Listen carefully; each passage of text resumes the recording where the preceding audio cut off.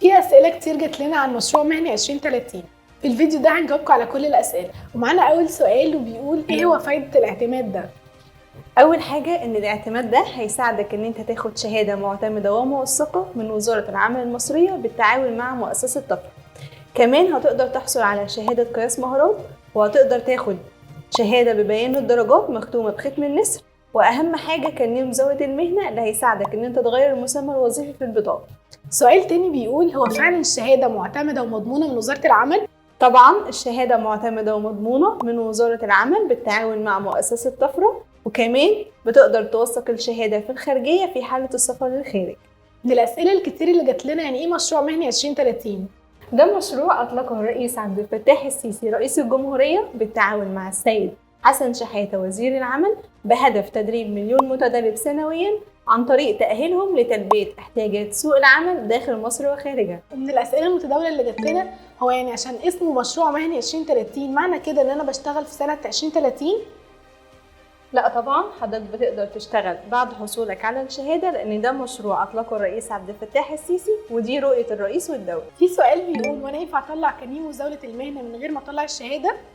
لازم تحصل على الشهادة والاعتماد في نفس الوقت، وكمان ده هيساعدك ان انت تطلع كارنيه مزاولة المهنة وتغير المسمى الوظيفي في البطاقة. السؤال اللي جاي بيقول كارنيه مزاولة المهنة هيفيدني في ايه؟ من خلال كارنيه المزاولة ده بتقدر ان انت تزاول المهنة وتشتغل في مجال تخصصك، وكمان بتقدر ان انت تغير المسمى الوظيفي في البطاقة. ومعانا سؤال مهم قوي بيقول وانا اقدر اوثق الشهادة بسهولة قبل السفر؟ طبعا عند توافر فرصة السفر بتقدر ان انت توثق الشهادة في الخارجية بسهولة. ومعانا سؤال بيقول وانا اقدر اشتغل في اي مستشفى خاص بكارنيه مزاولة المهنة؟ اكيد بتقدر ان انت بعد حصولك على الشهادة والكارنيه تشتغل في مستشفى خاص. في سؤال مهم دايما بيجيلنا ازاي اقدر اطلع كارنيه مزاولة المهنة؟ ده بيكون من خلال تسجيل اسمك معانا في اعتماد وزارة العمل المصرية بالتعاون مع مؤسسة طفرة لمشروع مهني 2030. وكمان من الاسئلة المتداولة اللي بتجيلنا هل في اختبار قبل ما اطلع الكارنيه؟ طبعا بعد الدراسة معانا هيكون في اختبار للتأكد انك مؤهل لتلبية احتياجات سوق العمل. في سؤال معانا بيقول هل اقدر اغير المسمى الوظيفي البطاقة بعد ما اطلع كارنيه مزاولة المهنة؟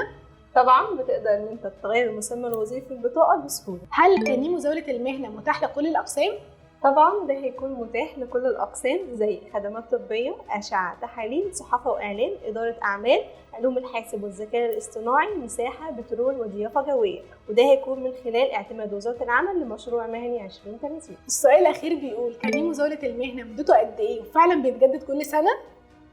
سابقا كان بيتجدد كل 5 سنين، لكن دلوقتي احنا في انتظار تصريح وزارة العمل عن مدة التجديد. نتمنى نكون جاوبناكم على معظم أسئلتكم.